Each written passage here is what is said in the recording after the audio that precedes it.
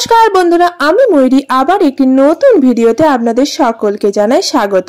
আশা করি আপনারা সকলে খুব ভালো আছেন। বাঙালিদের বিয়েতে বিয়ের পিঁড়ি খুব গুরুত্বপূর্ণ।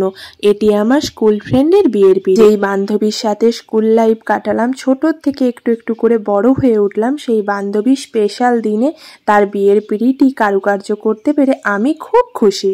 ও যখনই আমাকে বলল ওর বিয়ের পিঁড়িতে একটু কলকা করতে হবে, আমি বললাম চলে আয়, একসাথে দুজন মিলে বসে বসে গল্প করি আর তোর বিয়ের পিঁড়িটি একটু একটু করে সাজিয়ে তুলি।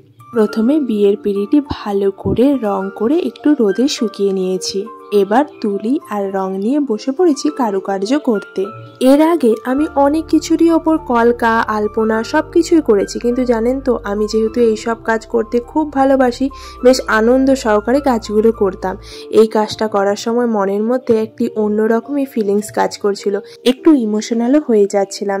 আর এই কাজটি যখন করি, আমার বান্ধবীকে আমার পাশে বসিয়ে রেখে বলছিলাম, দেখ তোর বিয়ের পিঁড়িটি আমি সুন্দর করে সাজিয়ে তুলছি। ওই ভিডিওটি করছে। এই ভিডিওটি আমার কাছে খুব স্পেশাল। সত্যি কথা বলতে জানেন তো, সময়কে না কখনো ধরে রাখা যায় না। যেই বান্ধবীর সাথে একটা সময় আমি গল্প করতাম, কিরে স্কুল যাবি, তুই গেলে তবেই স্কুল যাব, না হলে যাব না, আজ সেই বান্ধবীর বিয়ের পিঁড়িতে নকশা করছি। সময় পেরিয়ে গেছে, আমাদের দুইজনের ঠিকানাও বদলে গিয়েছে, আর বন্ধুত্বটা এখনো রয়ে গেছে। ভগবানের কাছে এইটুকুই কামনা করি, আমাদের বন্ধুত্ব যেন সবসময় এইরকমই থেকে যায়, যতই ব্যস্ত হয়ে পড়ি না কেন জীবনে। এর আগে আমি অনেক জায়গায় কলকা করেছি, কিন্তু বিয়ের পিঁড়িতে ফার্স্ট টাইম। তাই ভাবছিলাম কিরকম ভাবে বিয়ের পিঁড়িটি সাজিয়ে তুলবো। ফেসবুক, ইনস্টাগ্রামে সার্চ করতে দেখলাম এখন ট্রেন্ড চলছে বিয়ের মুকুট, বিয়ের টোপরের থিমে এই বিয়ের পিঁড়িটি সাজানো। কিন্তু জানেন তো, এই বিয়ের পিঁড়ির মধ্যে টোপর, মুকুট, প্রজাপতি এইগুলো আঁকতে আমার একদমই ইচ্ছে করলো না।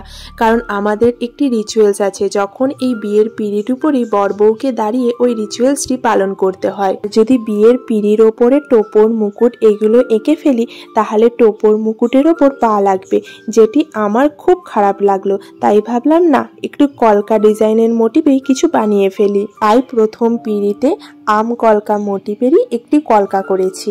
এই কাজটি করার আগে আগের থেকে কোনো পরিকল্পনাও করিনি, কোনো ডিজাইন মাথায় কল্পনা করেও রাখিনি। যেমন ইচ্ছে হয়েছে সেই রকমই তুলি টেনেছি। শেষমেশ কেমন হয় দেখা যাক। তবে এইটুকু ভেবে রেখেছি, কাজটি একদম সিম্পল করব, কোনো হিজিবিজি নকশা এখানে দেব না। এই যে আমি মাঝখানে সিম্পল এই ডিজাইনটি রেখেছি, এবার চারপাশে একটু বর্ডার টেনে নেব। এই পিঁড়ির সম্পূর্ণ কাজটি আমি 000 তুলি দিয়ে কমপ্লিট করেছি। চারপাশে একটু হোয়াইট বর্ডার টানার পর একটু কলকা করে নিয়েছি। বর্ডারের চারপাশে যে কলকাটি করেছি, একটু ভরাট কাজ করার চেষ্টা করেছি, যাতে পিঁড়িটি সুন্দরভাবে ফুটে ওঠে।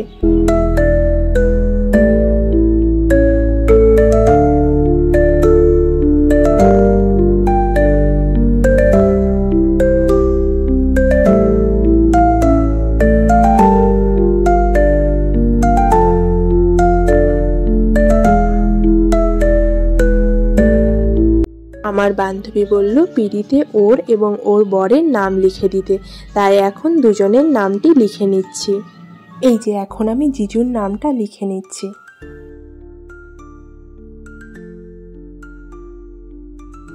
নামগুলির সাইডে একটু হালকা মোটিভের কলকা করে নিচ্ছি, যাতে জিনিসটি আরো সুন্দরভাবে ফুটে ওঠে।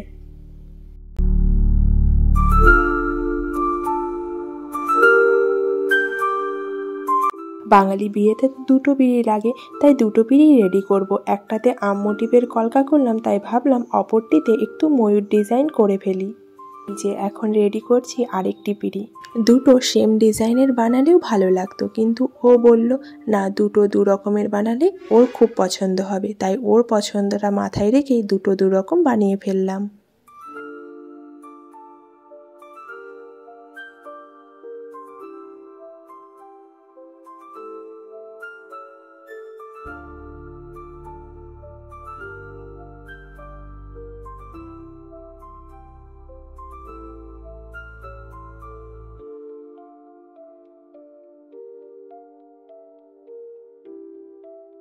এই পিঁড়িটির মাঝখানে যদিও ময়ূরের মোটিভের কলকা করলেও চারপাশে একই ডিজাইনেরই কলকাটা রেখেছি, যাতে দুটো দু রকম মনে না হয়, আর দুটো পিঁড়ির মধ্যে একটু যাতে মিলও থেকে যায়। বেশ ভালো লাগে বলুন বিয়ের সমস্ত জিনিসে এরকম সুন্দরভাবে ফুটিয়ে তুলতে। আমার বিয়ের সময় তো একদমই সময়ের অভাব ছিল, তাই এই সব কারুকার্য করতে পারিনি, তাই ওর বিয়েতে করতে পেরে আমার তো খুবই ভালো লাগছে। এই যে রেডি আমার দুটো বিয়ের পিঁড়ি। কেমন হয়েছে অবশ্যই কমেন্টে জানাবেন। কিন্তু যদি ভিডিওটি ভালো লাগে অবশ্যই লাইক, শেয়ার, সাবস্ক্রাইব করে আমার চ্যানেলের পাশে থাকবেন। এই রকমই সুন্দর সুন্দর কাজের ভিডিও আপনাদের সাথে আরও শেয়ার করব।